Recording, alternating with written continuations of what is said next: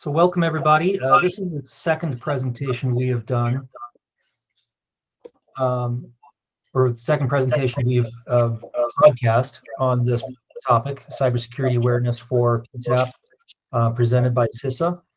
The material is the same both days, so if you attended the first one, and Chuck, I'm going to mute you temporarily because we're getting a little feedback, but you can unmute when you're ready to present. There we go. So if you attended the first one, it'll be the same material today, but you're welcome to continue for a refresher or to ask additional questions. We also recognize that the first one we had also coincided with a CenturyLink tariff meeting. So I do see that there are more people on today than there were last time, so that's good. And I have had a number of people ask me if the recording will be available because they're not able to watch it live. So I know that this will get some viewing after the fact as well.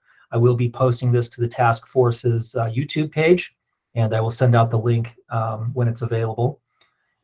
With that, I'm just going to stop now and turn it over to our CISA partners to introduce themselves and get started on the presentation.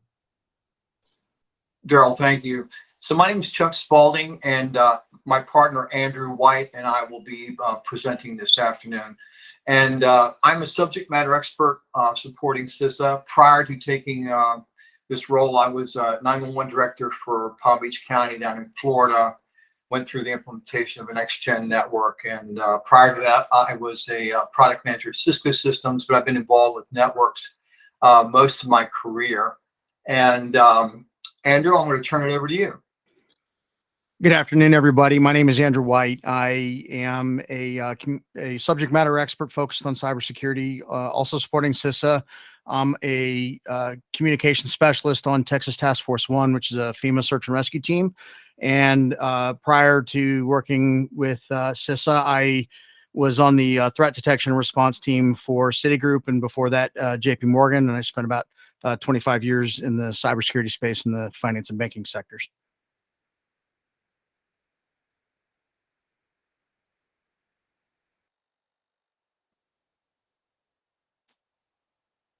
So I guess we can get started, Chuck. Do you want to move to the next slide?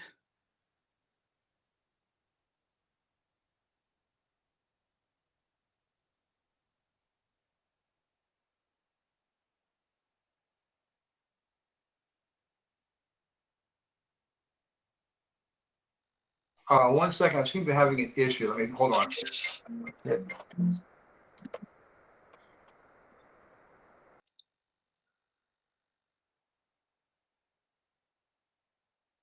Okay, Andrew, we're good. All right, sounds good. Sorry about that, everybody. So just a couple of things about this webinar. We will be sending out a copy of the slide materials that we present today, along with some other resources that may be helpful to you. As we are going through the presentation, feel free to ask questions by putting them into the chat section. We will also try to have some time at the end of this to field call questions from everybody if you have some then. In general, when we're talking about PSAPs, we're using it synonymously with emergency communication centers. As we're going through this, any of the slides that have green title bar or green background are our best practice recommendations. So as you look at the materials after the fact, you can skip to just those. So we'll start today a little bit going over the background of the program, and then we'll move on to the materials themselves. And some recent examples of attacks that have occurred in January of 2021, multiple PSAPs were compromised by an email server that was able to access the ESUnet that was not protected and defended successfully, causing a ransomware attack to expose several PSAPs that were connected to it. Later over the summer, a hospital phone system was hacked in the Southeast, and that was used as a launch point to make hundreds of 911 calls against the local PSAP there. And then later in September, a large Texas metropolitan area was hit with a telephony denial of service attack where over 1,800 calls were received into the center, causing them to be unable to receive actual emergency calls. And then in December, multiple PSAPs across the nation were unable to process payroll on their cloud hosted timekeeping solution because that service provider was hit by ransomware and it took their payroll and timekeeping offline. So there's a lot of things that are going on in our space. I think you've probably been exposed to, or maybe had to deal with some of these things. But some of the things that I think are important to understand as we talk about cybersecurity is to understand a little bit about some of the motivations behind the things that these malicious actors are doing. So the one of the major motivations for these people is just disruption. So they're looking to use this attack as a way to shut down the public access to the 911. And this can cause confusion and disruption to our ability to respond. And that then allows them to gain leverage so that later, if they wanted to collect ransom, then they can to basically continue to leverage this disruption as a way of applying pressure to get the municipality to pay the ransom. And some of the reasons why they are doing this is because PSAPs, I think in general, may lack the defenses necessary to prevent the attack itself. And also, I think sometimes these things happen where it's a matter of collateral damage. So sometimes what we'll see is that the IT for a PSAP has been outsourced to another part of the government or to a vendor, and they become compromised, and then this propagates into their environment. And so while they weren't the primary intendee of the attack, they ended up being compromised anyway. So the impacts of these things, for example, with telephony denial of service, this may prevent the public from being able to reach 911 or to be able to dial into the admin lines. This can cause problems where the CAD or the RMS ends up encrypted or unusable. This may just simply cause delay in dispatching responders, and it may also cause other, maybe more significant impacts beyond these things, including the destruction of evidence or other financial losses and productivity losses to the center. And so this webinar was developed mostly just to help create an awareness about some of the things that are going on in the United States today, and to help build some awareness as far as the aspects of a PSAP that make them a good target or can cause them to be vulnerable, as well as some of the things that you can do as an individual and things that your center can do to protect itself to be more cyber resilient over time. So we'll start first by talking a little bit about what makes a PSAP vulnerable to an attack. And there are a couple of different things that are important that we're trying to defend here. So obviously our ability to take 911 calls in and then to be able to take in the information and do our dispatching on the CAD, our ability to dispatch out to the field units over the radio system, and then our ability to interface with the record system and call recording systems and other critical systems are all these mission essential functions that we're trying to make sure that are remaining online. And one of the things that makes 911 a little bit different is that there's an elevated risk that comes along with the nature of being a internet connected system. As we've moved into NG 911, we moved away from traditional POTS phone lines into voice over IP based phone lines.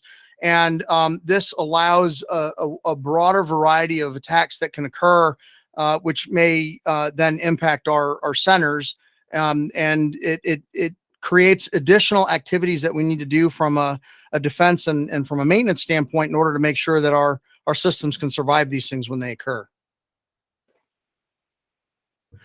So public sector in general, and specifically PSAPs, are a good target for a few reasons. First is that the life safety aspect of our mission creates a sense of urgency that that the bad guys are counting on as a part of their attack to be able to collect some sort of financial reward.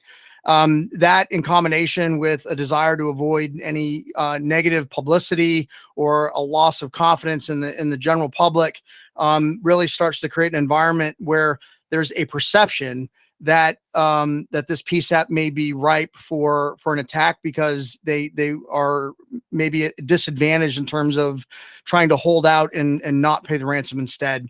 And so as a result, the agencies then are a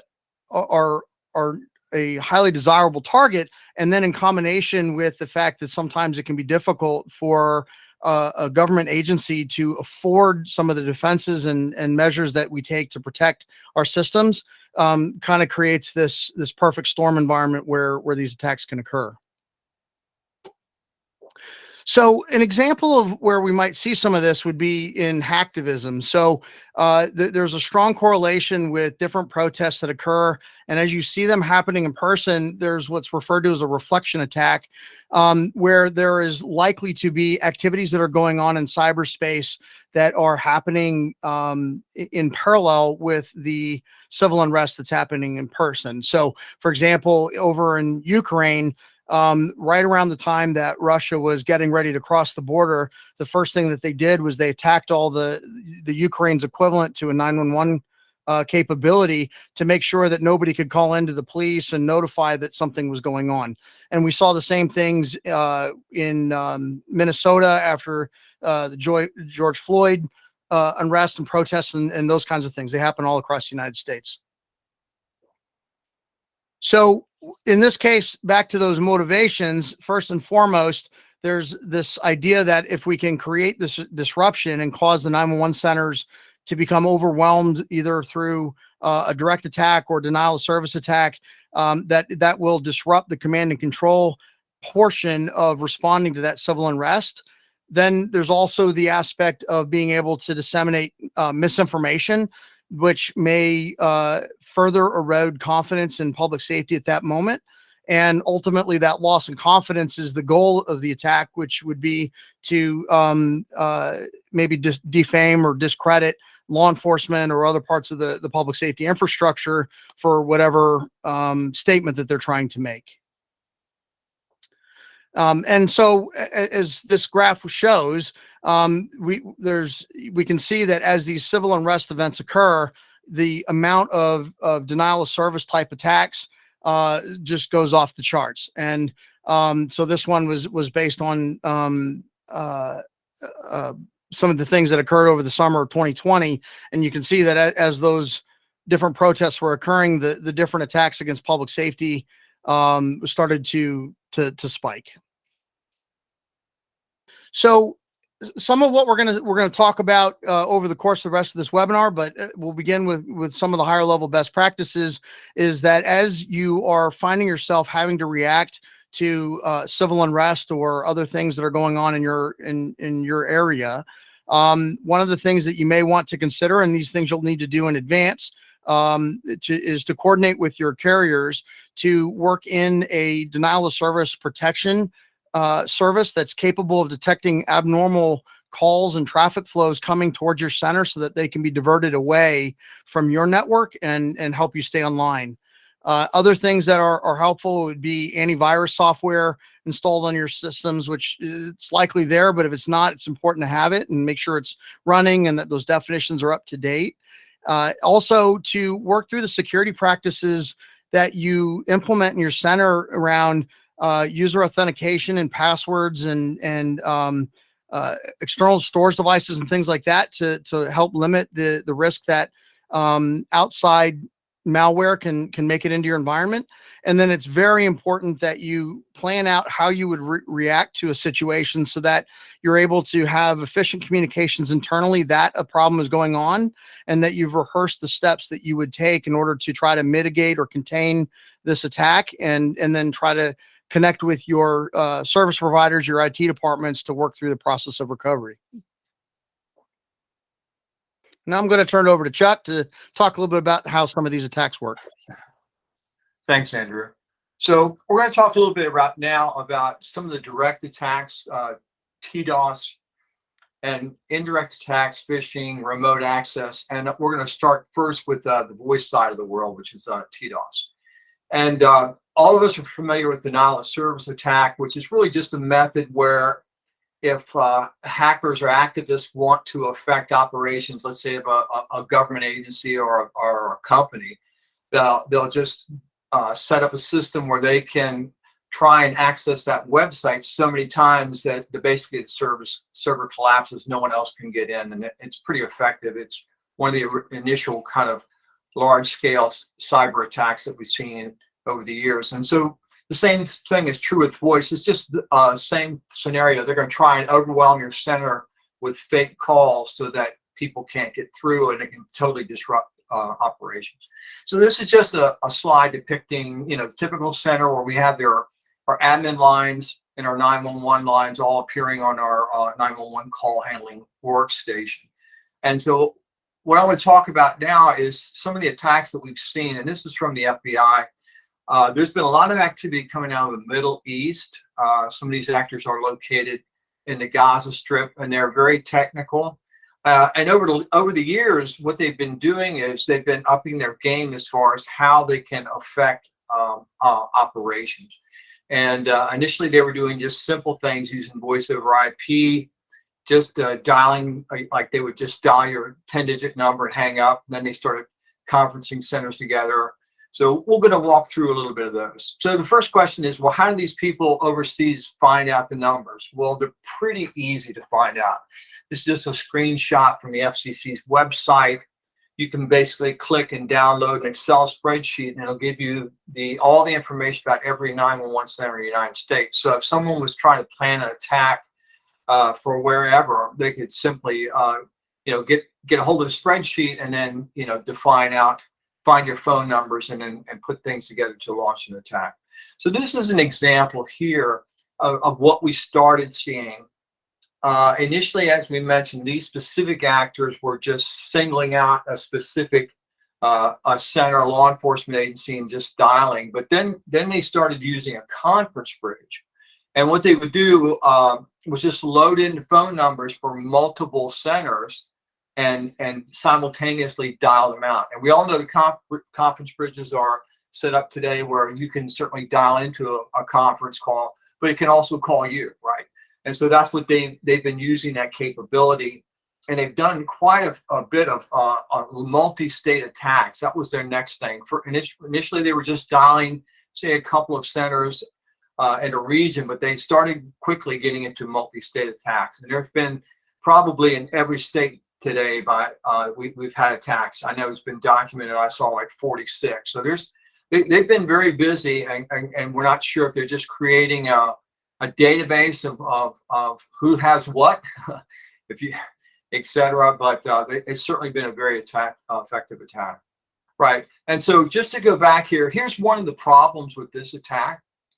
If your center gets attacked, what happens is the individuals who are actually initiating the attack don't say anything on their phone typically. So that means that when your staff answer the phone, they find themselves on a conference bridge, and there may be staff from other 911 centers, either maybe in your region or in other states. And because staff don't understand what's going on, right, there's a typical like accusations. You guys are calling me, you're calling me, and that type of thing. So it's important that we're aware that these types of attacks are occurring across the country. So here is a challenge that we've seen. Again, just talks like this is so disruptive, and apparently they've been able to. We've seen, and I know from talking with the FBI and seeing some of the other reports that are out there, they've been very effective in doing this, right? And they launched an attack against the Southwest, where I think it was California, Nevada, Arizona, Colorado area. And they just, were just walking through multiple centers, pairs of centers, or groups of centers together to do the attack. So this is, it's pretty easy for them to do this, and they don't find any resistance because we don't have, typically in 911 centers, we don't have any technology to be able to deal with these types of attacks. And so what you see here on the right, it talks about voice firewalls should be installed. And this is something that in industry is commonly used. These products are very mature. They've been used for a number of years. Every military facility in the U.S. has one. It's typically used a lot in call centers, financial, banking, hospitals. And so because of the amount of attacks that have been coming out, the FBI actually pushed out a notification, a PIN. It was pushed out through the fusion centers. You may have seen it, but it basically in there, it recommends that you install a voice firewall. And what these products can do is a number of things. One thing is they'll definitely stop all the robocalls from coming in, but they'll also allow you to set thresholds. So if you start getting hit by, from certain numbers, you can set it up to automatically block it, or you can actually yourself block a specific call. So if you have someone who's calling and harassing, the center or whatever, you can temporarily block it. It documents all of these types of things. So again, there's a lot of products out there from different vendors who provide this type of service, but the recommendation is we do this. And typically the interesting thing is most places you go, if you go to a conference or you listen to webinars on cybersecurity for 911 center, public safety, we don't talk about voice, right? We don't talk about voice, but this is a huge issue. And again, the FBI, I've not seen their database, but they said there have been so many attacks reported, they're really recommended that this is a step that's taken by, public safety. And so here's what that would look like, right? You could either put one of these appliances just in your center in front of your 911 server, or we've seen a strategy from trying to convince the municipality or your county to pay for it was put it in front of the actual phone system. That way it'll automatically stop all the robocalls coming in, but it'll also help protect your center for any type of specific attack, right? And so this is one thing we've seen. Unfortunately, we've seen these attacks, a couple of sites where the actors have decided that they would not only go after 911, and they would also go to admin line at the same time. And I'll talk a little bit about the 911 attacks now. So if you call your provider and you're getting a TDOS attack on 911, typically you're not going to get much help, and there's a number of reasons for that. But the FCC put this document out in September 2020 about robocalls, and they're cautioning the carriers because from the FCC's perspective, they don't want to block 911 calls, but they also state that they believe that centers themselves are best equipped, basically, how to handle the calls, and so that's where technology would come in. And so this diagram is going to talk about really the three main methods we're seeing them being able to get into your 911 network, right? And we understand that 911, the whole concept behind it is if you dial 911, you should be local, right? I should be within the jurisdiction that answers my phone call. Hey, Chuck. And, Chuck. but what these hackers have done, and we've seen that starting to happen, is a big concern, right? One of the things that they seem to realize after they were just doing all their work with the admin lines, that they realized they're not really calling 911, they're calling a 911 center, but they're not calling 911. So the first thing that we started seeing was they would actually hack into business phone systems, right, PBX, and then dial 911. And if you think about it, most of the talk around cybersecurity is really around data. We don't usually talk about cybersecurity and voice, right? And so if you think about, even, businesses, hospitals, et cetera, they have a phone system. They have a lot of focus on protecting their data with firewalls and procedures and staff and all that type of stuff. But typically the phone system is not really thought of as being critical for any type of cyber protection. So it's not clear how easy it is to break into one. But we've seen it a lot throughout the country. One of the things that they seem to like are hospitals. And when I was at Palm Beach County, this is what we experienced. A major hospital in town, they broke into the Cisco phone system, and they made about 600 911 calls before we were able to get it, have someone intervene and take care of it. But this has happened all over the country. In certain states, they've really gotten hit bad. But again, if you think about it, who's going to want to block a call from a hospital, right? A 911 call. So, they just seem to be looking at ways to specifically, disrupt your operation. So, and the other thing that just happened here in this past week, I mean, today's Thursday, but on Monday, I talked to some people. There's now reports where what they've done, they are targeting your center. So let's say your center is in a county facility or a law enforcement facility or a municipal facility.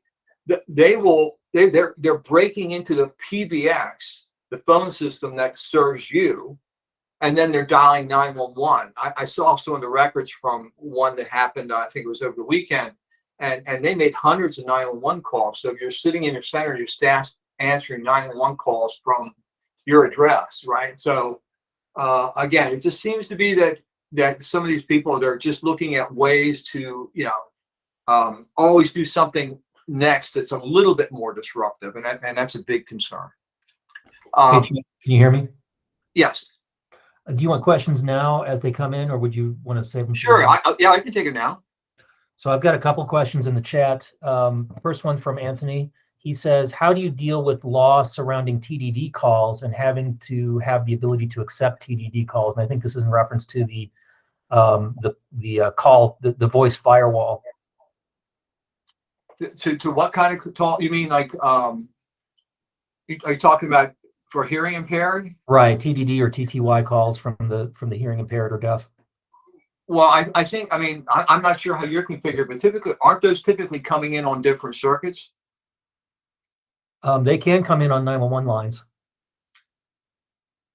Oh yeah, so I haven't talked about we're talking about for the voice firewall. I just want to be clear. That's only on the 10-digit. We're not talking about the voice firewall on 911 lines. I'm sorry. It's want to be clear on that. Okay. Yeah. So all the reference to the firewall was really on the 10-digit line, right? So when we talk about 911, so this is our concern, right? So what I would like to do first is kind of just walk through the attacks that are coming in, and then we can talk a little bit about what we're actually able to do. But you're right, this is a tough topic. Yeah. And Kim Jeffries also points out that TDD can come in on non-emergency 10-digit lines as well. So it's something that I'm guessing those voice firewalls have to account for.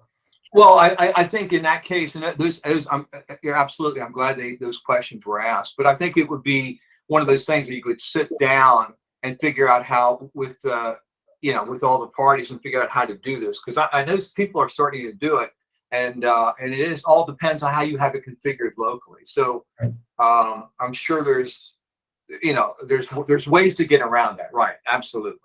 And Nick Huffman says, oftentimes numbers being used in denial of service attacks are masked so they display as local numbers. If a system blocks those numbers, it could cut off access from someone that may need to dial 911. Are there any concerns with that, or is that something that's taken into account with those voice firewalls? Well, I think typically what we're seeing at those centers who are put in a voice firewall and their 10 digits, they set thresholds, right? So if that same phone number calls like more than 20 times, then I'm going to temporarily block it, right? Or 10 times, however you want to do it, and there are different ways to do it. But I guess it's really up to you. I mean, if I've been in some centers during attacks, and it's pretty devastating. I mean, I guess it's up to you at this point, I think having the voice firewall to be able to stop the attack, or the other thing that you can, there's other options that you could do, but I would think that, that is a risk, right? But most of the attacks that we're seeing coming in on the 10 digits all have, there's different numbers. A lot of times they're just rolling, right? So it's an issue. Hey, Chuck, can I add something too? Sure. So one of the things that the voice firewall will do is it uses the shaken and stir protocols. And that is partly how it would identify that a call has been spoofed. So if it if it fails to authenticate using shake and stir, then you can configure it to behave a certain way, which might be to go ahead and drop the call, or at least allow it through with the ability that if it continues to persist, you trap it. And then the other way that the voice firewall could be configured is that if it can't make a determination about the authenticity of the call, then it would default to let the call through, so that you're not missing an actual emergency call. I'm not sure if that addresses the question or not. You know, this is one of the thanks, Andrew. This is one of the big challenges we have, right? We live in a world and an industry where our one of the unspoken mantras is we have to answer every call. But in the environment that we're in today, if you have to choose, you have to make a balance, right? Because if your center's getting hundreds of calls coming in, then how do you that's the other side. How am I going to be able to find a call that's a real call, right? So this is there's no easy answer here yet, but it is a challenge. And this is Daryl. Another thing I've seen with these types of trapping devices or voice firewalls is that they will only block the number temporarily. Of course, that's a way that's set based on how you configure it. Oh, absolutely. And you get an alert. Right. It pops, and if your supervisor or whomever gets alert, this number was blocked, and then you can make some determinations, and then maybe as soon as the attack's over, they don't last forever. You can unblock it or whatever. But I think that this is it's a whole new skill set that sort of needs to be engaged. But again, a lot of these are managed services. Most of the voice firewall providers that are out there that we're seeing engaging with 911 are a managed service, meaning they take care of everything. They'll call you just like you have vendors taking care of everything else. This call was blocked. We're seeing this here, and by the way, we're seeing a lot of this in other parts of the country. The same number or whatever. So it is a managed service, so you can fine tune it. But some of these companies have been doing this for a while now with certain centers, so they picked it up. They understand the industry, so they can also help consult on if you're interested on how to pursue that. This is great. I love Andrew's question. Yep. I'll talk a little bit now about 911. Here's another thing that this has been of interest. In other words, if you're not on a next gen 911 network, if you're still on a selective router, a Nortel DMS 250 or something like that, right? Your 911 trucks coming in are typically have a 10-digit number associated with them, and most time, we don't even know what that number is, but it's part of the telco network, so they have a 10-digit number associated with them. Somehow, it appears that some of these hackers have gotten a database of what we would call do not call lists. So the FBI thinks that a lot of the robocallers will call if they happen to call into hit your 911 line, they may mark it as do not call 911 or whatever, so to take it out of the dial sequence. But these individuals have been able to do that, and but this is a simple fix.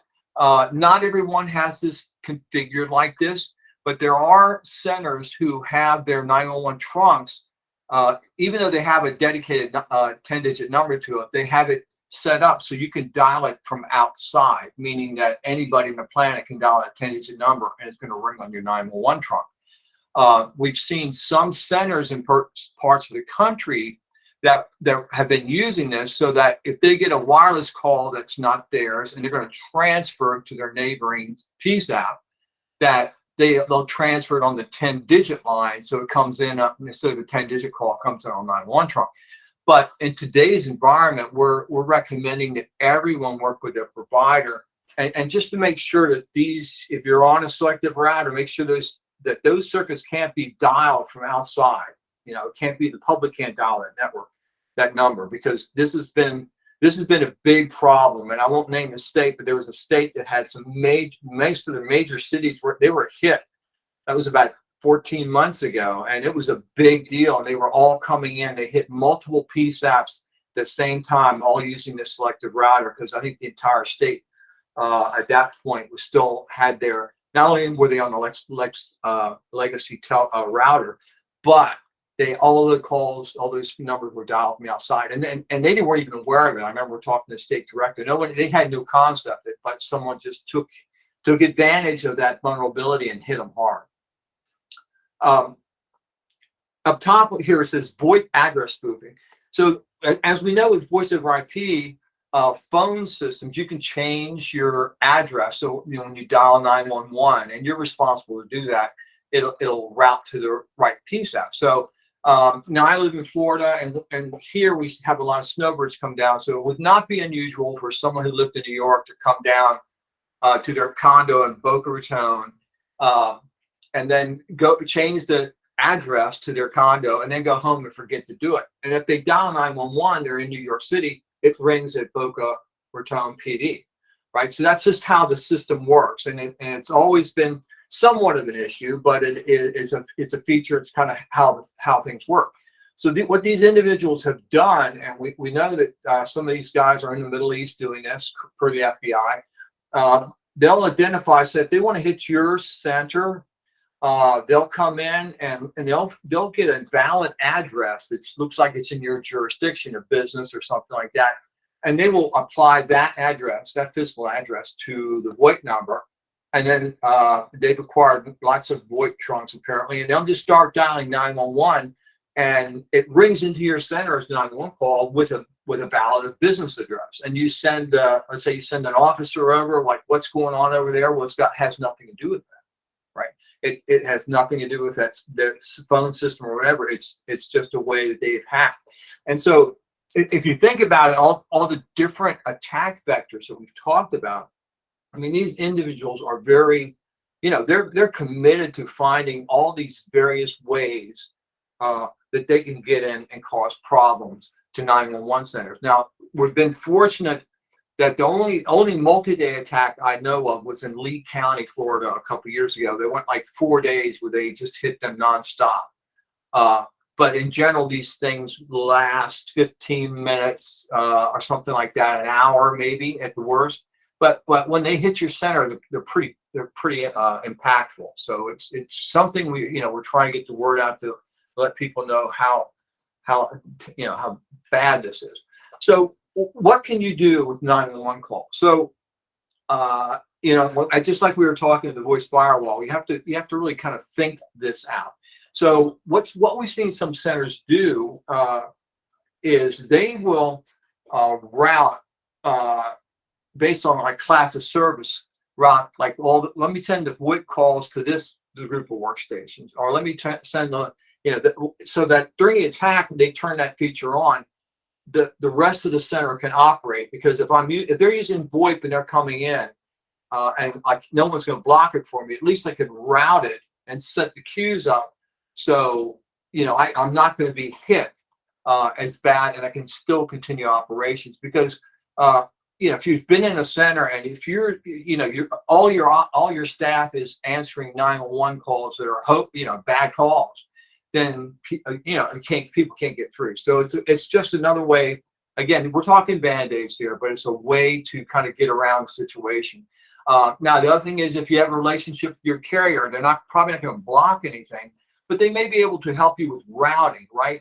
Now, we know with VoIP, most of the VoIP comes in with PSAPs. So it could be that you could work a deal with your carrier that if you called and said, hey, can you route all of these PSAPs to like a 10-digit number or a cell, or do something with them, but get them out of your queue. And we've seen some people try and do that with their providers. So again, we're talking band-aids, but we're talking about ways, because what we're trying to do is make sure that staff are able to be available to answer real calls and not, basically totally disrupt your operations with these types of attacks, right? And we had a question come in from Jennifer. How does the star code transfer system affect this in Colorado? I'm not we would probably have to confer with CenturyLink on that, but my understanding is with the star codes, it routes it back through the selective router. So it's not coming in on that 10-digit pilot number that's associated with the 911 trunks. It's actually coming through just like a regular 911 call. But again, I'd have to confirm that with CenturyLink. Yeah, Daryl, I think you're right that basically it's taking that call and pushing it back to the selective router and sending it to like a neighboring PSAP. That would work. That would make sense in a tight region like that. Yeah. And typically in the process of transferring, there's a different SIP request that's made. It's a refer request from the PBX that's currently holding the call to the system that's going to receive it. So the voice firewall can detect that as a different action, and you can actually set that for even priority handling, and other things like that typically. Was there another question, Daryl? So Jennifer asked, she followed up with that and said, since you mentioned relationship with our carrier, does our BESP, which is our 911 system service provider, that's what we call it here, have any specific responsibility to help PSAPs in the event of TDOS attack? Probably not on paper. Yeah, if it's not in the We like contract. it. Yeah. Right. Someone talk about swatting now, and this has become a big issue. We're all familiar with gamers going nuts and spoofing a 10-digit number and calling in or just and sending out the police department, that kind of thing. But typically they spoof the number. So Andrew alluded to this or mentioned this earlier.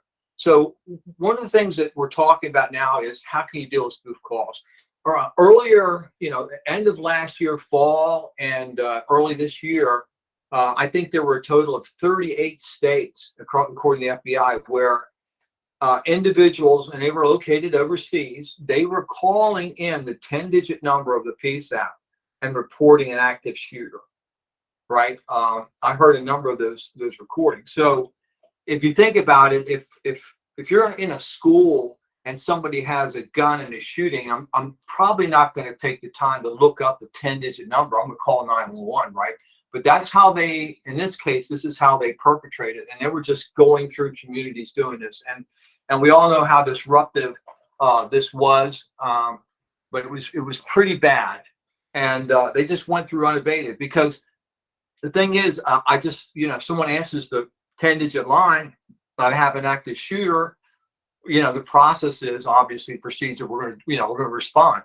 So what we want to talk about a little bit is some of the voice firewall providers actually offer. It's a cloud-based. It's an authentication service.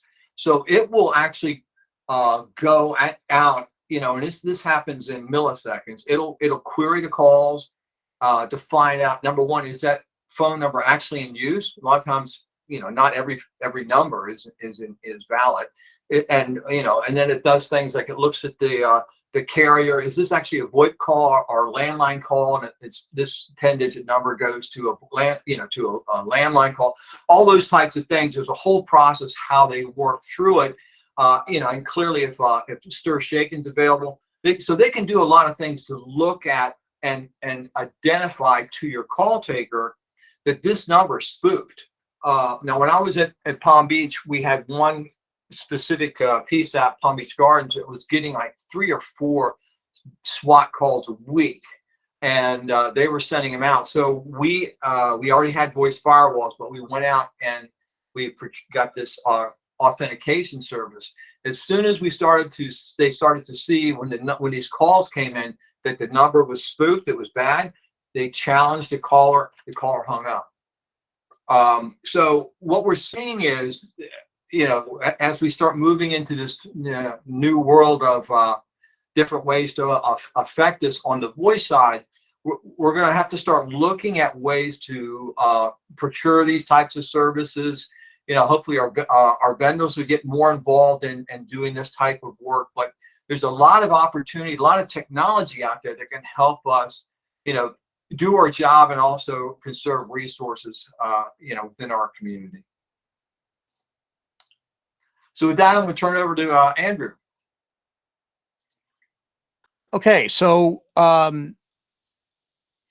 we're going to talk a little bit about phishing, and the reason why phishing is important is that it is the most common way that malicious software is going to enter an environment, either by way of an attachment that is designed to install malware, or through a link that someone might click on that will take them to a site where this malware would then be installed.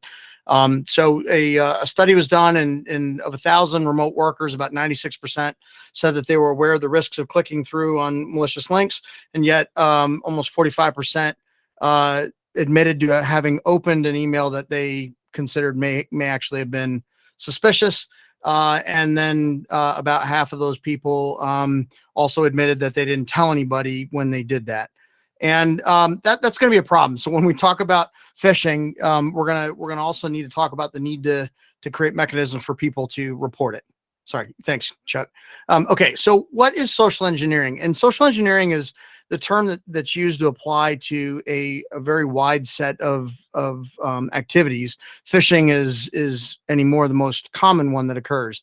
It is essentially the use of psychology to manipulate a person into making a mistake that they might not normally make under regular circumstances. And so some of the ways that social engineers are trying to get you to act is either by creating some sort of sense of urgency, trying to create a situation where if you don't act quickly, you may miss out on an opportunity, or they may try to put information out that they know you might find as very valuable in the moment, and as you click on it, then they are able to take advantage of those activities.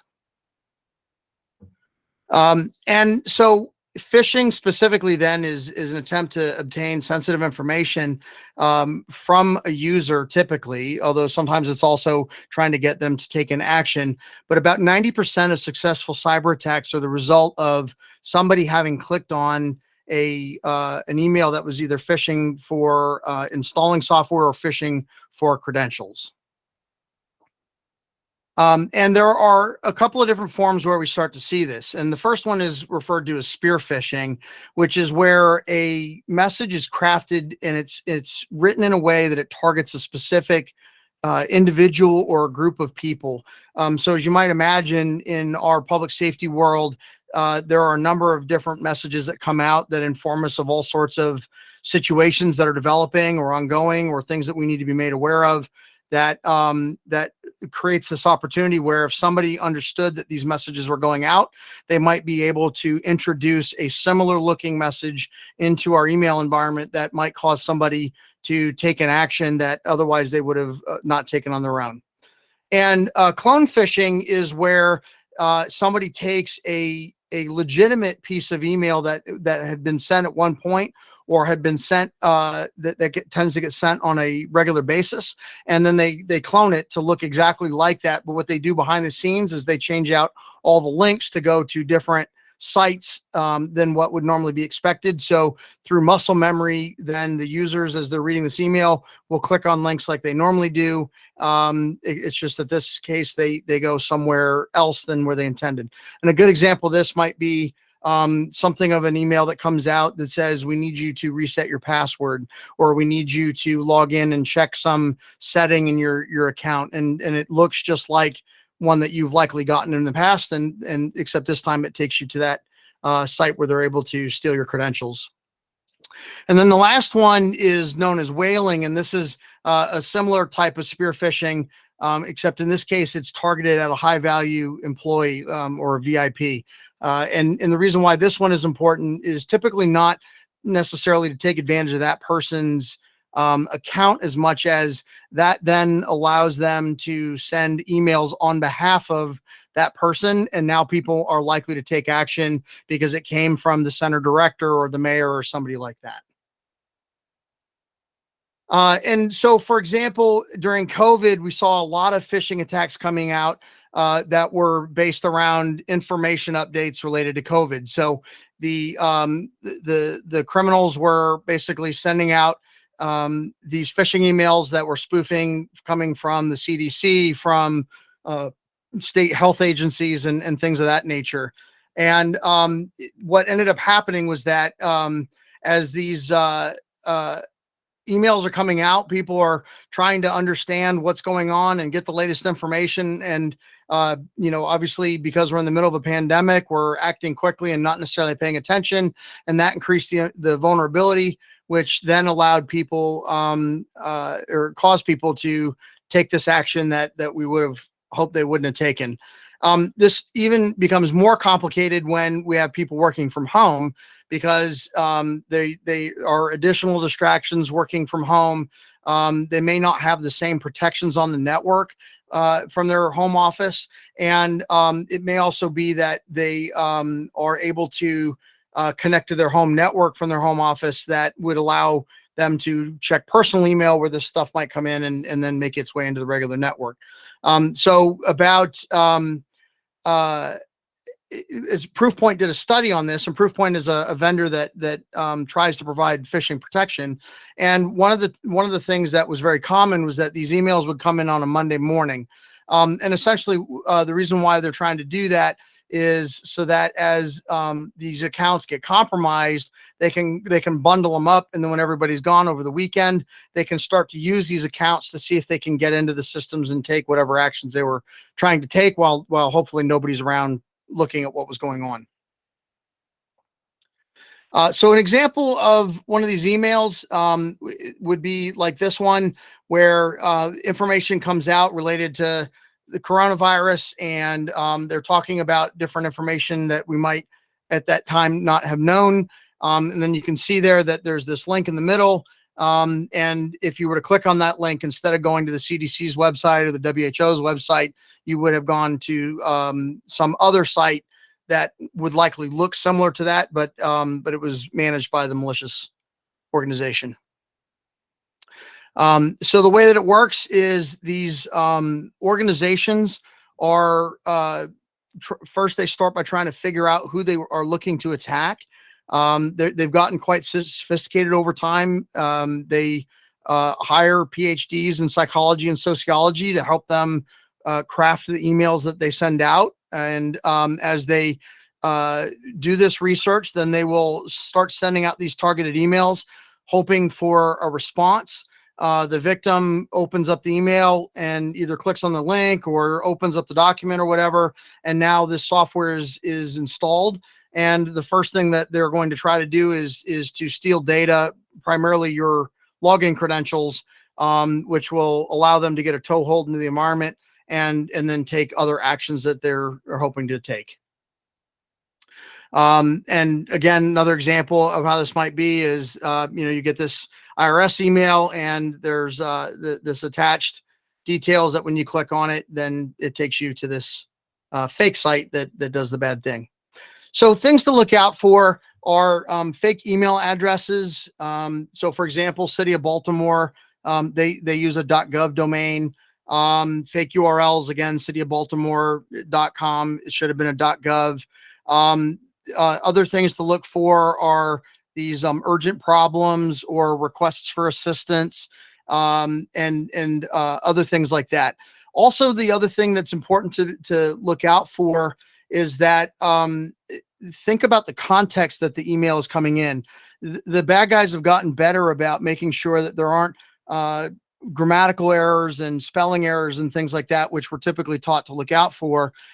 So also, it's a good idea to pay attention to the context of the email to see, does it make sense that this person would send me this information, or does it make sense that I would take this action in response to whatever is being asked? Because frequently that's where if you were to look at it, it would start to get your suspicions up, and you might find that this was not a good thing to be following along with.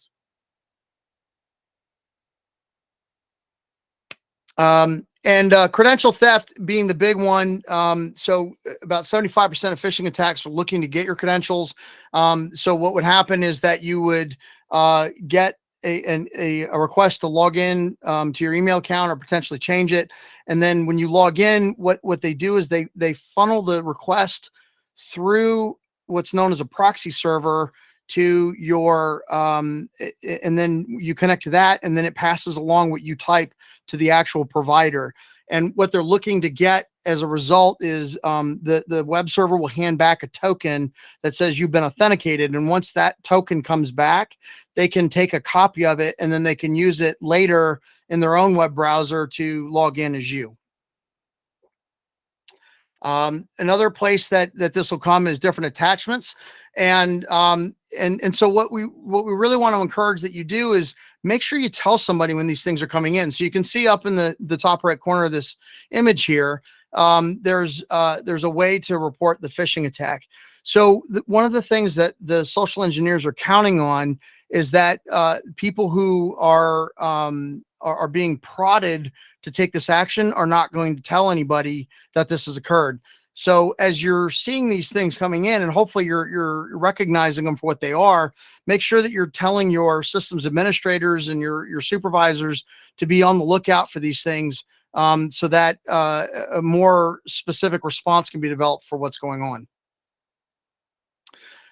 So a cyber awareness program is important. That's partly why we're doing this webinar today. Providing your staff with guidance on how to identify and, more importantly, how to report suspicious activities is really important. There's a different organization within CISA that can actually help you conduct phishing tests, where you can send out emails to gauge whether or not people are picking up on these clues. And then we want to use this information to reinforce the importance of identifying these emails ahead of time.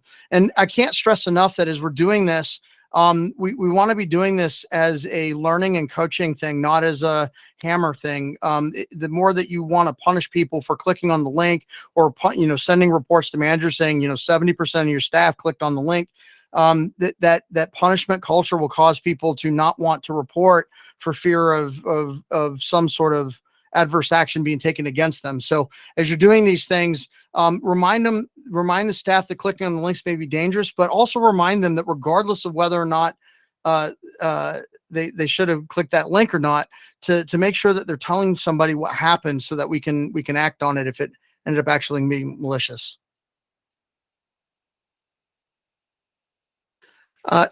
And then in terms of personal email use, another place where a lot of phishing comes in is in our personal email. I don't think it's as common today as it used to be that people on CAD systems and other PSAP systems can connect to their own personal email. But if, for example, you do continue to allow that in your center, just understand that phishing in those accounts is just as big a concern as phishing into your departmental account. But it's more problematic because the defenses that are in place with your departmental account are not likely to be in place on the personal accounts. So if you can avoid it, it's a good idea to prevent the use of social media and personal web-based emails on your enterprise networks that are used for your production and operation. Okay, Andrew, thanks. I'm going to take it from here. We're going to talk about some other types of attacks that are occurring inside the center, and this is typically more on the dispatch side of the house, right?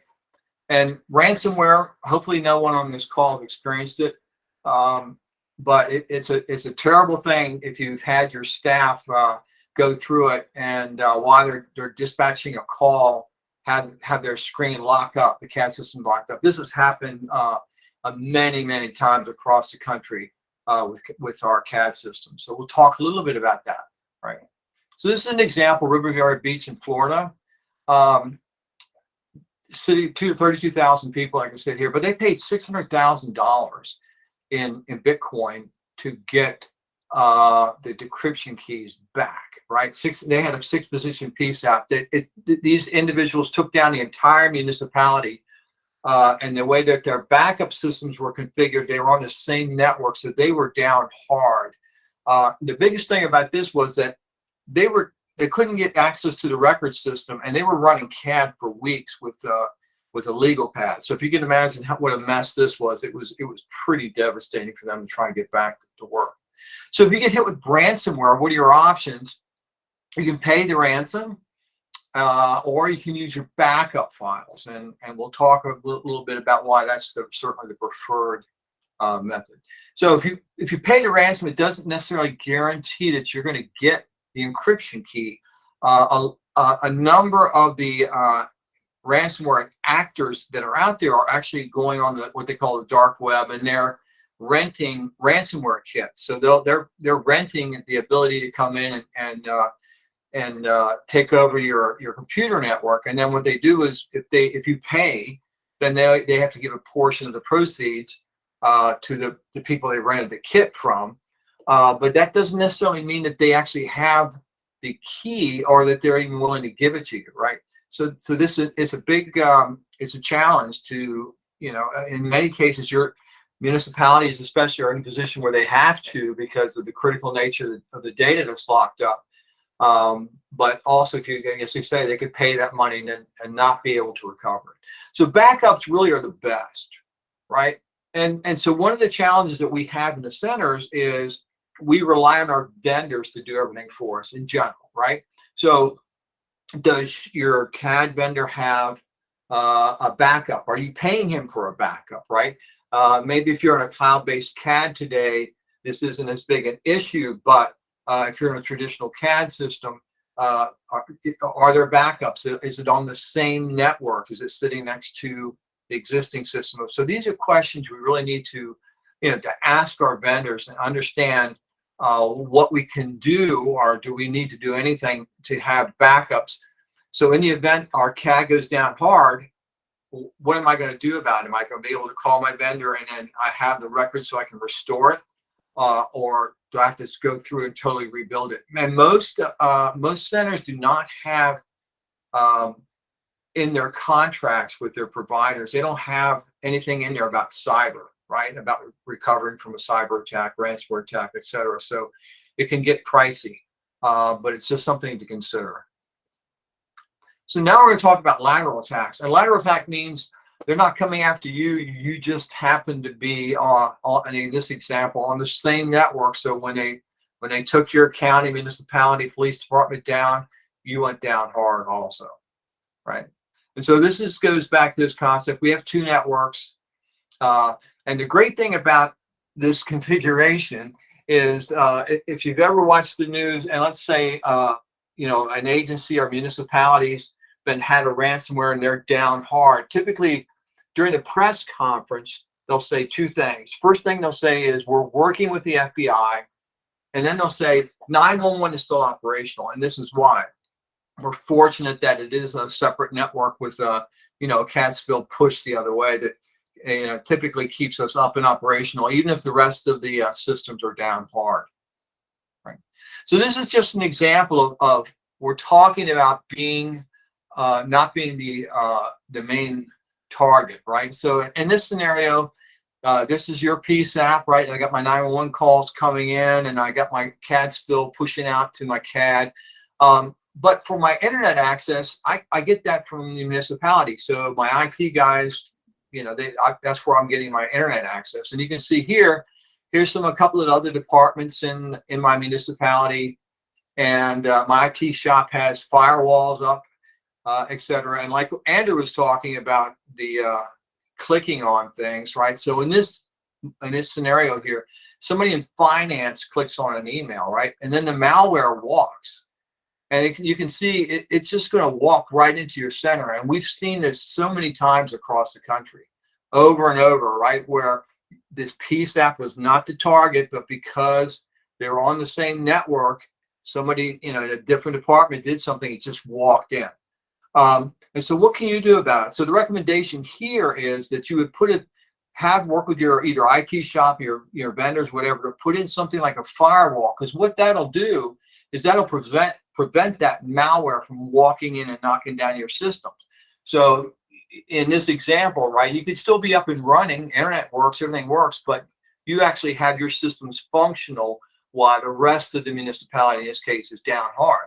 And so protecting your critical infrastructure is really important. And this is a pretty simple way to do it.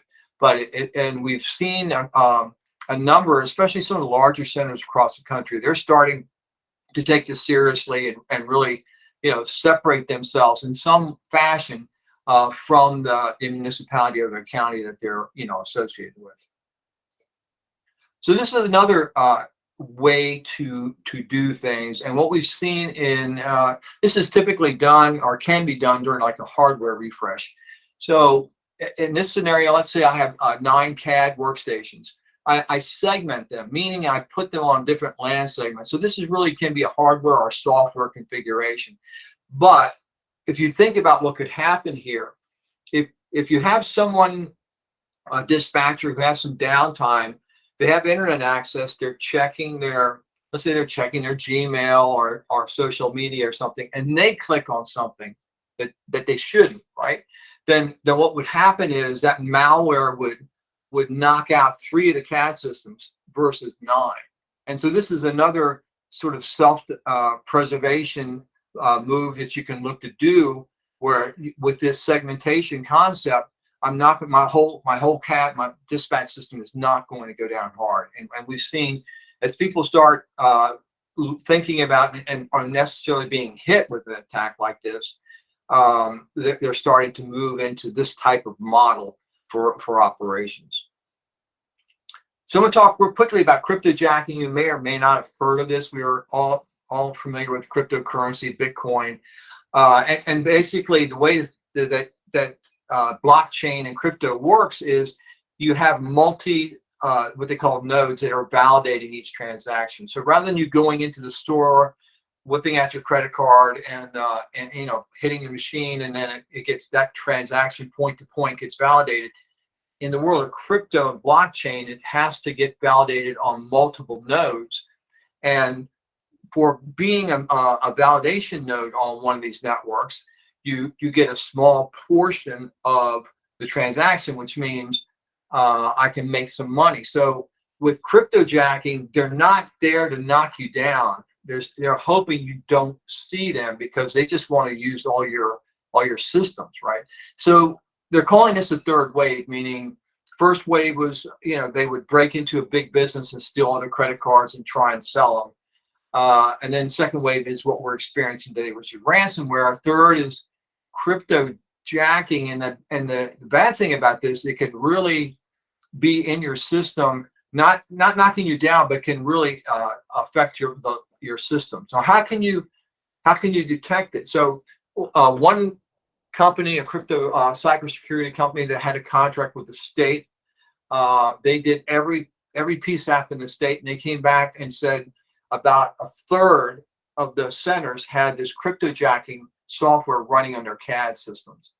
And they said that some of the centers were saying our CAD, usually runs really slow and whatever. So how do you detect that? Well, when they were doing their cyber assessment, they started looking at the outbound internet traffic for the center, and they were seeing all these transactions, and that's what it was, right?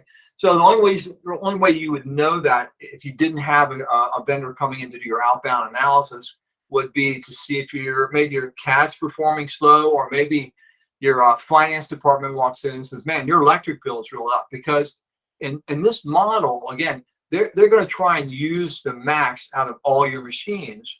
And so that's going to do a couple things. So rather than your machine having up and down time, it's just going to be basically pegged full time. Your electric bill is going to go up too.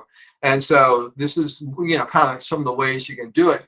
But it will definitely shorten the life of your equipment if you just if it's just sitting there, running, it's doing what it's built to do. So how do they get in your PSAP? Well, could be a phishing attack. You click on an email, and instead of taking you down with ransomware, it unpacks and then goes and finds a good place to sit and then takes over your resources, right? Or it could be a browser. You could have one of your staff on their CAD go to a website that's infected and the code, it just jumps, right? Or there was one report of an insider, meaning somebody who had a little technical knowledge came in with a USB stick and actually installed it on his own CAD system, but typically that's not the case. And so with that, Andrew, I'm going to let you start talking about the USB and thumb drives. Sure. So I think that we've probably by now we've all heard that USB thumb drives are dangerous. I think the first thing that I just wanted to point out in terms of this is to expand your thought process a little bit about what counts as a USB thumb drive. So, for example,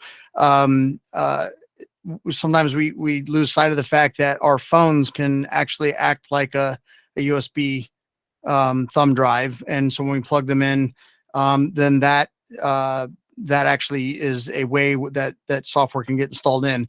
The other thing to remember about USB drives and the use around is that you're going to want to disable the USB ports that aren't used for the keyboard and mouse and headset on the system. And the reason for that is not just because of the storage problem that where viruses can get in, but also malicious actors will sometimes send devices out that look like a USB drive, but they're actually a keyboard or mouse on the circuit board. And so they can run arbitrary commands on your system that way. So it's important that you don't enable all the USB drives, and coach the staff not to use those devices for anything other than official equipment.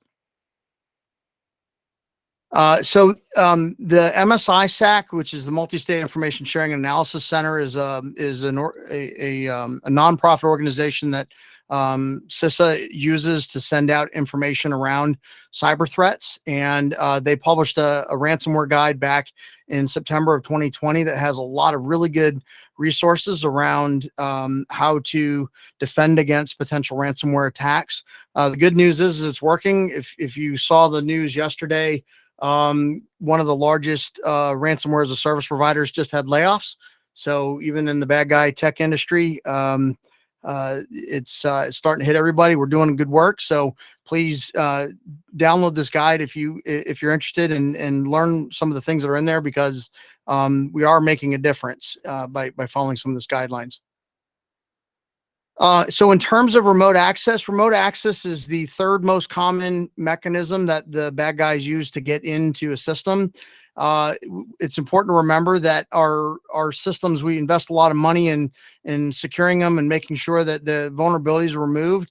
But then we enable remote access because we either need vendors to be able to get in to do maintenance, or for our own convenience, we need people to be able to get in remotely.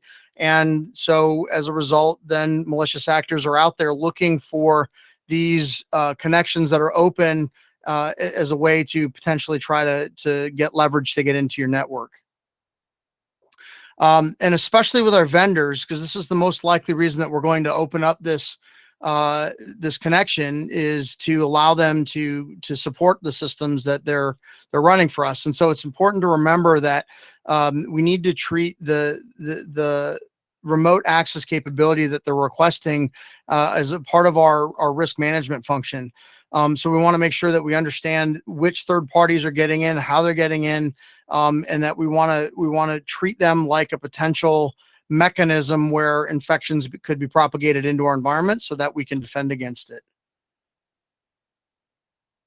So just some questions that you might ask yourself as you're working through remote access. The first thing would be, do the technicians have the ability to connect to your system from their home computer?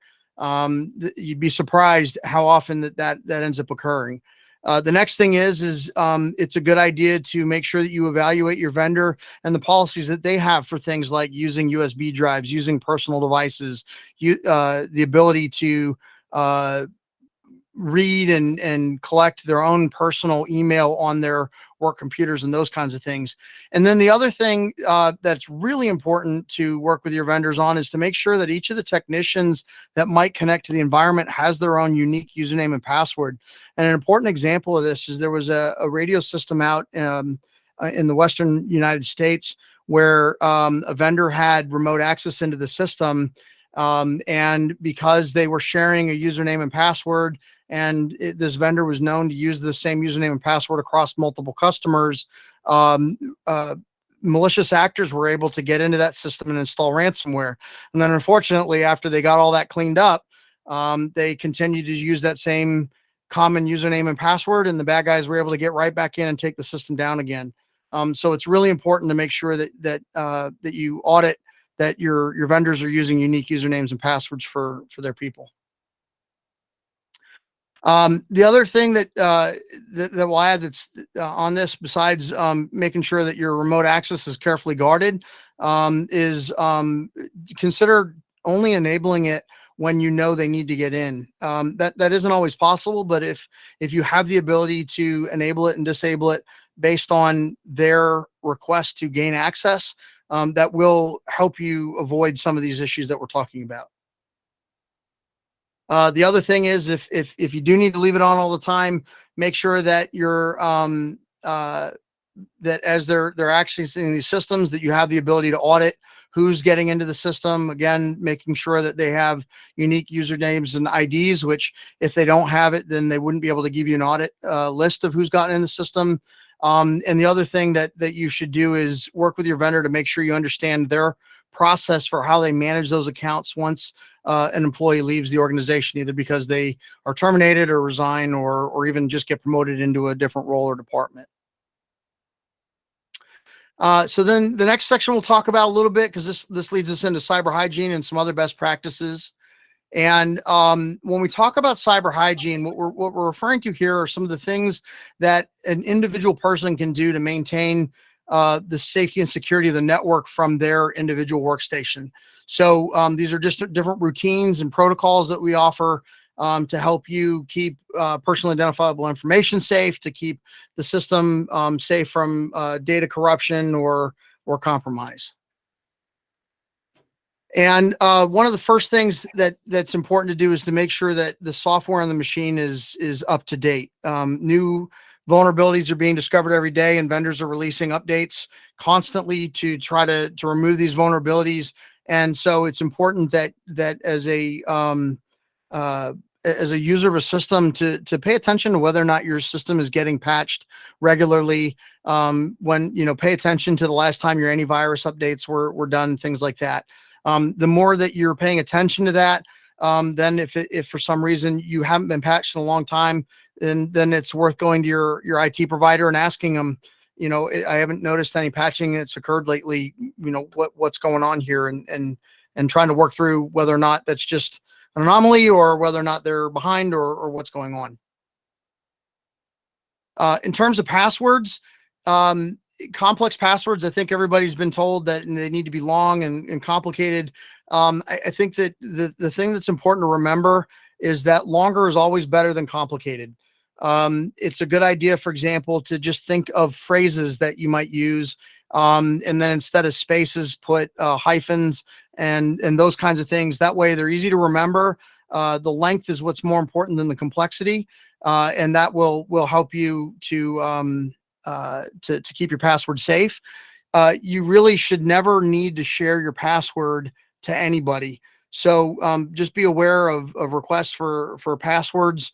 If they do come in, then there should be an extra protocol around validating the need to get your password. Or another thing that's a good idea to do is change the password to something new, share that, and then when they're done with it, change it again so that it's no longer viable as a password. And then the last thing is make sure that you're using individual usernames and passwords. I think it's common in our centers, especially where the stations are critical, and so we share a single username and password, and typically that username also tends to have admin rights, and then everybody just logs in with those same accounts. There are a number of reasons why this ends up being problematic from a cybersecurity standpoint, but the big one is that if we don't have the ability to audit what's going on to the machine, then it's hard for us to diagnose a problem when it occurs, to figure out how did it get in and where's it trying to go. The other thing is as these accounts tend to have elevated privileges, if for some reason malware gets onto that machine, then it already has all the privileges it needs to get to every other machine in the environment. So this is a very important thing. I understand the complications behind switching this, but if you can work that in over time, that will definitely make your system much more secure. So usernames and passwords are important, but I think that one of the things that happens is that as an attack occurs, it's not always obvious that something's going on. And this is where those usernames and passwords that are unique for each person become important, because if we can tell what credential, for example, is being used for this software to move laterally, then we can start to work backwards and figure out what came in and what kind of software is it, so that we can then start to make the right actions for our next steps. In terms of outsiders, this is multi-factor authentication, or 2FA. Sometimes you'll see that. It's also a good idea to work through processes that will allow people outside of your organization to be able to get in as well. So if you are using multi-factor authentication to secure your systems, don't forget to think about mutual aid and vendors and people like that, and how would they then access your systems when they had to. So it may be necessary, for example, to create a cache of tokens that are assigned to usernames that are left in an incapacitated state, so that if somebody like a TERT team were coming in to help you out, these accounts could be activated and assigned to an individual user. And that way they would be able to quickly get onto the system and act like a part of your organization. Other guidance, this is kind of rehashing some of the things we talked about earlier. Pay attention to where your emails are coming from. Look out for spelling and grammatical errors. Remember that phishing emails tend to be very generically worded and not worded in a way that it's directed at an individual. And always remember that no email should have the sense of urgency that you have to act immediately. You should always be able to take a breath and evaluate whether or not the action that's being requested needs to occur right now. Also, pay attention to file extensions. It is common that your machine will hide the end of the extension. So it's a good idea to double check them by hovering over them and getting the full name of the file before you click on it. And then also just pay attention to the URLs that are coming out to make sure that they are they match where they're pertaining to or professing to come from. Also remember, download updates and update your systems frequently. It's important to also remember that if you're using plugins or add-ins to your solutions, those typically also need their own updates periodically. And if you're ever asked to enable content in Microsoft Office, then that's probably a good time to take a pause and make sure that what's about to happen next is something that should be happening, meaning that the document is legitimate, coming from a person who's legitimate, and so opening it and enabling this content is appropriate. Be wary of the information you're being asked to provide, especially if it's coming from an unsolicited request. Be careful not to respond to solicitations, especially when they're for personal information. And if you're ever in doubt, work out a way to request additional information about the request out of band. So for example, if you get an email asking for specific information, call that person on the phone and verify that they sent the request before you respond to it. And then finally, it is possible to disable automatically downloading attachments, and we definitely recommend doing that. It's also a good idea to work through trusted sources of information and then put those into a repository that you use for getting updates, rather than relying on newsletters and things like that, especially for current events, COVID-19 or whatever else is going on. And then in terms of responding to cyber incidents, there's a number of good resources that are available to you. It's really not a question of when are you going to be attacked or if you're going to be attacked, it's when. And so it's important to have a plan for how you're going to react. And, for example, if your cat is down, some things that you're going to want to do. For starters, At some point ahead of time, you should have gone through the process of creating an essential records program through the continuity of operations planning work that you do. And that may include also workarounds, things like run cards or other worksheets that might allow you to continue to function as an organization while the systems are offline. And then these things should become a part of your continuity planning. And here's a link to a site with a lot of good information.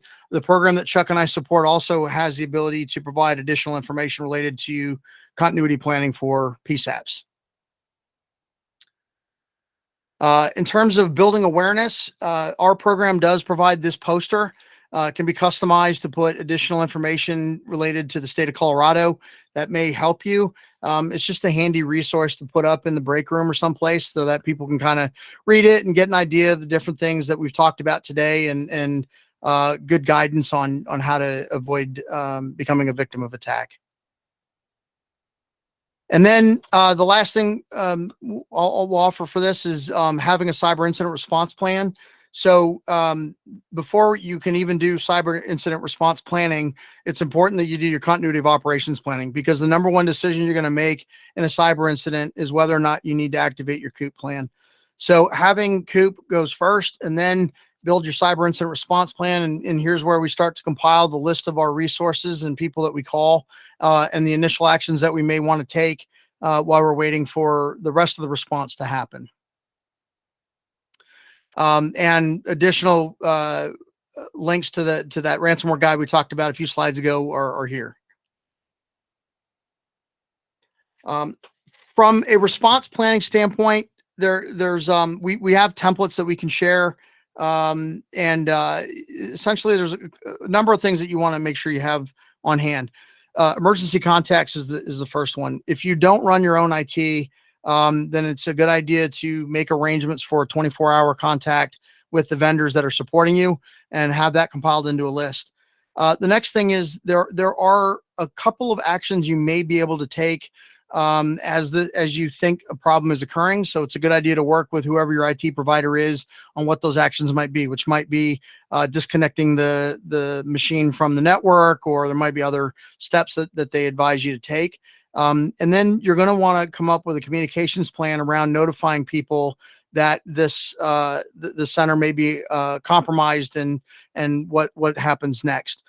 This obviously then leads us to having our response plan, which has those procedures that describe how the response is going to be affected. And then that plan should also work through things like testing your backups. It's common that we back up our servers. It's not common that we check the backups to make sure that they actually work. So a part of validating our offline backups is going through the process of restoring them periodically, both so that we know that we can follow the process, but also that our backups are viable if we need to use them. And then the response plan will typically describe what kinds of forensic analysis we're looking to get, and how the after action report will turn into lessons that we use for defining what we call the new normal. Additional resources that are available to you. CISA has risk assessments, which we'll talk about on the next slide. We can also do cyber tabletop exercises to help work through different scenarios and how centers might react to that. CISA also has a cadre of cybersecurity advisors that can advise on best practices and connect you to additional resources around penetration testing and response planning and things like that. DHS and Emergency Communications Division also have a number of other training classes that we offer, and additional information around those things will be included in the supplemental handout that we'll send out after this session. So in summary, just be aware that our PSAPs are both direct and indirect targets. These attacks are inevitable. They can hit behind the firewall. Sometimes they can be directed at the admin lines. Sometimes they're directed at the 911 lines themselves. And workarounds are likely going to be your best approach to handling them. Telephony denial of service is definitely a real threat. You can install appliances, but remember that the FCC will not allow the carrier to block it. So anything that you do in response to this is going to need to be directed through a process that you develop and probably coordinate with your vendor so that you can react. Ransomware, I think we've seen enough of that. We all know what it is. Just remember that the smaller the network segment that your computers connect to, the least likely that the ransomware can propagate. Make sure that your machines have good backups, and make sure that you're doing a good job of managing your essential records and vital information so that you can restore when necessary. As far as employees, remember disabling USB device ports is a good idea. And if you can, set forward policies that would prevent people from connecting to social media or personal email from agency computers. Your vendors are obviously going to be important in terms of response, but they are also a part of your vulnerability. So having a third-party risk management program is important, and remembering that their remote access is a potential problem for you. Working with them to make sure that their staff have unique usernames and passwords, and reviewing their policies to make sure that their policies are supporting your policies, and then also making sure that any data that they're collecting on your behalf is being backed up and that they have the ability to restore it when needed. And then phishing is going to be very important as well, just to make sure that your staff knows how to identify these phishing attacks and can hopefully prevent them before they turn into something more significant. Just remember that social engineering is about getting you to bite the hook, so to speak. And also it's important to practice what you preach. So for the supervisors, it's important that you're following the guidance as much as you're asking your staff to follow the guidance. And then make sure that everybody's got logons, make sure you're keeping your systems patched, and make sure you know what's connected to your network. And then last but not least, if you believe that there's something going on, make sure you tell somebody. It's a good idea to develop your plan ahead of time. And know how you're going to react, exercise that, make sure you got good backups, those kinds of things, know who your local FBI contacts are, and have all this documented so that you can react appropriately. Chuck, you can take the closing comments. Absolutely. Okay. Thanks, Andrew. So really, the focus of this webinar was put together mainly for awareness. There's been so many reports of all these different types of attacks. And so the intention was to try and put at a high level these attacks, vectors, and what we've seen happening in the centers along with some best practices. And as it says here, remember, even our radios now are our computers. So we're hoping that this really helps you get a better understanding of some of the threats that are going on. One of the challenges we have in 911 is we really don't have a central location to report these issues, right? So you may report TDOS or ransomware or issues to your vendor. You might report it to your service provider, but that doesn't get rolled up anywhere. So it's difficult to understand the scale. We know a lot of the reports from the FBI because they seem to be the central point, but we don't really have a good understanding of how bad it is because not everyone is reported. So we're hoping that that you'll be better prepared in the event something like this does occur for your center. So again, we're hoping that you'll consider implementing some of these policies around, what to do in the event of an attack. And some of it is clearly, as mentioned by Andrew in the ransomware document. So there's a lot of proactive things that you can do to prepare. So this is the last slide. We'd like to thank everyone for taking time out of your day. I know everyone's very busy with a lot of commitments during the middle of the day. So thank you for doing this. And Daryl, thank you for setting it up for Andrew and I today. Thank you, Chuck. Thank you, Andrew. I've got several questions, but before I get into mine, I want to make sure everyone else has a chance to ask theirs. So anybody have any additional questions for Chuck or Andrew? Joe Benkert? Yeah, That's because I may be naive, but I still had the image of a guy sitting in front of a computer 16 hours a day, munching on candy bars and, hacking, trying to do hacking stuff just because he has nothing better to do with his life. But hearing the other day the news release about hacking organizations having layoffs, the comment today about hiring behavioral psychologists to make their phishing attempts more successful.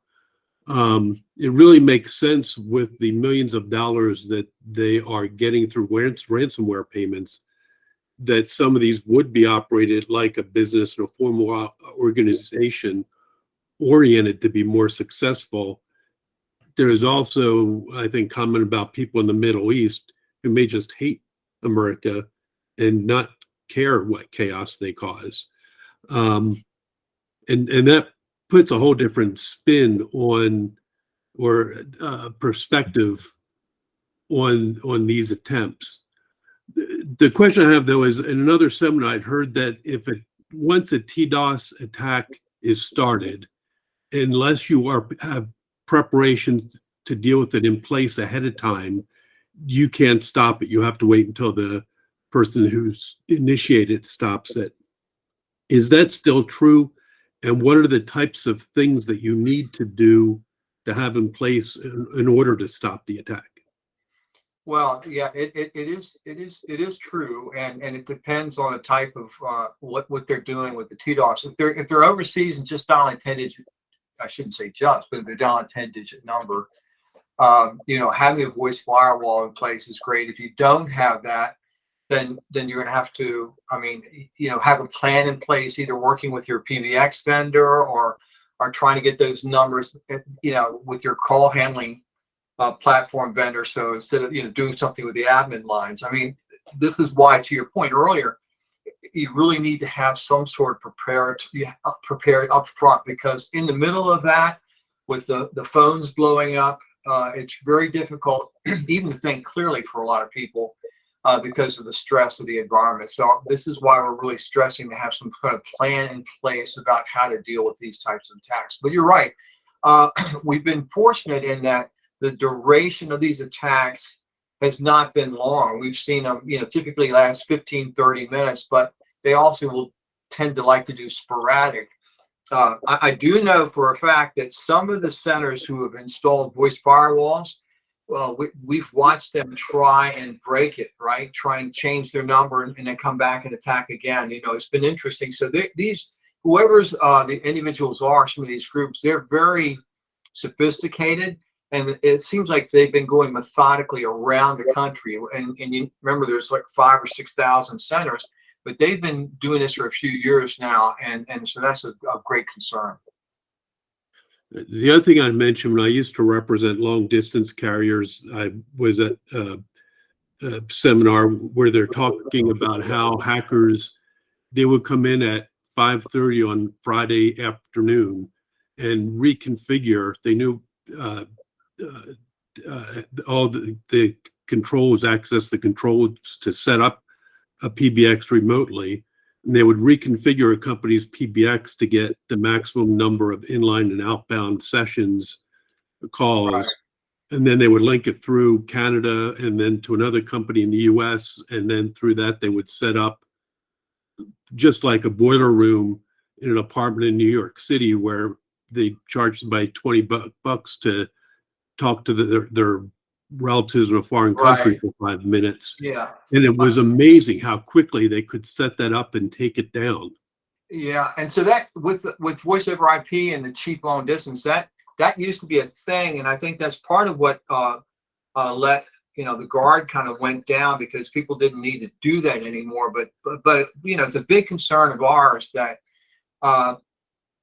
the business and enterprises, they don't typically think about that their phone system could be used as a weapon against 911, right? And so it's pretty lax security, it's just a phone switch. And so that's, that is an issue. Okay, any other questions? So one of the questions I had, you mentioned during the presentation that one of the things that TDOS attackers might be doing is using the FCC's PSAP registry to get admin numbers, and we also Right. post admin numbers Yeah. on our state 911 program webpage. Is there a different practice? I mean, people need to have those numbers for legitimate reasons, which is why they're posted, but is there something we should be doing differently, or the FCC should be doing differently to make sure that those numbers aren't being used for nefarious purposes? Well, I don't know, but the other issue, and that's an excellent point as far as getting bulk. But the other issue is if they wanted to come after your center and they know what town you're in, it's pretty easy to like Google your local police department or something, I think. But you're right. I mean, the problem with the 10-digit is they're publicly available, right? Yeah. And whether or not we should not, and that's a good question, Daryl, because I'm not sure of the reason why they're listed publicly like that. But I'll take that back, and maybe I can find someone to answer that question for us. That is a good question. They also can be guessed. I mean, one of the things that's common is we buy a block of DIDs that get used across all number of phone lines in the department, including the admin lines. So the other thing that happens is they just start dialing for dollars. They call it war dialing, and they just start working through until they get to the number they wanted, and then they go after that. Right.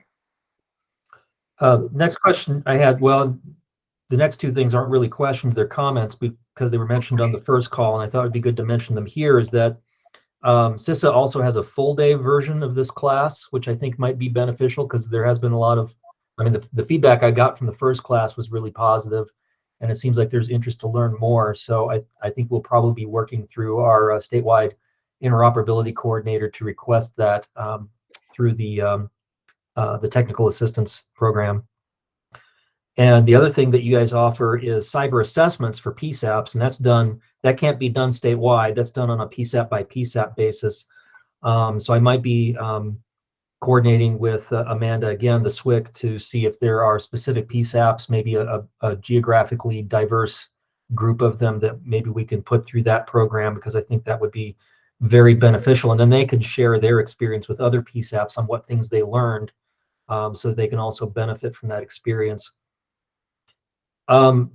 Yesterday, you might have seen the news, Colorado was hit by a very widespread incident of swatting, attacking multiple centers across the state, actually focusing on schools. I know swatting isn't the same thing as a TDOS attack, but I'm wondering if you're seeing through the incidents that you're looking at where these might be combined in some way, where they're using TDOS attacks to also SWAT, or to try to instigate a police response where one isn't warranted. Yeah, that's a good question, Daryl. I mean, and we do know, and again, I can't speak for the FBI, but I do know from discussions that is a concern of theirs.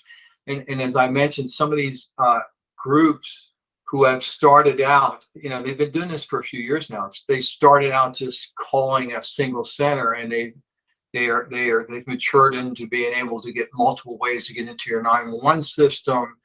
And I've listened to a number of recordings from the last attacks, not these recent ones you're speaking of, but definitely the individual had an accent. It's not clear, but they were trying to correlate some of the attack. But it seems like it's just a more and more effort in trying to figure out ways to disrupt things here. And this would be a good scenario where if we start talking about being able to validate and identify spoof phone numbers to at least challenge the caller, right? That's one of the things I think is important that we start thinking about in 911. Right. Anyone else have any questions? On that implementing shake and stir, or taking advantage of it and knowing if a number is spoofed, is that have to be done on a PSAP by PSAP basis, or can that be done through the ESI net on a statewide basis? Well, typically the challenge we have with that is that most of the like the SWAT calls are coming in on 10 digits, so they can spoof the number, right? And so with that, you know, the edginess typically does not take in the admin line because that's a local thing. Now, as far as being able to validate 911 calls, absolutely. If you were able, let's say your INET provider, your SNET provider, had an agreement with somebody who does that. There's a number of firms out there who do that type of real-time scoring. I can tell you that I think the Bank of America, they score what they call scoring 1 billion calls a year, you know, so that they don't have to tie up their call centers with just junk calls, right? So the technology's out there, but certainly if your ESINet provider plug that in, if you would, then it could be made available across to the state if you have a statewide ESINet. But the other question is, would that stop calls from uninitiated cell phones? No. Not likely. Okay. The attacks that occur with cell phones are a little different. Usually, that attack is doing what's called SIM hijacking. And basically what they're using is stolen SIM cards to make the call. And that would come over the carrier as a legitimate call. And in reference to the attacks that we had yesterday, the swatting calls, you know, to my knowledge, all of those came in on admin lines. So having this protection on the ESINet wouldn't have helped with that. Yeah, right. And that's what the FBI saw, was that at least all the ones that had happened prior, it just came in on 10 digits. I mean, it doesn't make any sense, right? Like we mentioned earlier, if you're in a school and there's a shooting, I'm not going to look up the 10-digit number, call it. But they seem to have very coordinated, right? Because if you looked at some of the reports I read through, they would pick an area and like they would just go through and hit all the high schools. They would report. They would call different PSAPs and report high schools in that PSAP's jurisdiction, right? And so the more you think about it, the scarier that all becomes. But yes. Any other questions? Well, Andrew and Chuck, I thank you very much for speaking with us today. This is, like I said, I got great positive feedback after the first session, and I think we had a lot of good interaction on this one. For everyone, information, this has been recorded. I recorded the first one too. I was going to decide which one I wanted to post, but one of them will be posted to the task force's YouTube page, and I will send the link out over the statewide 911 email list. If you're not on that list and you would still like a link to the presentation, please email me and I'll send that to you. All right, dear. Well, thank you so much. Yep, thank you, Chuck, and everybody have a good rest of your afternoon.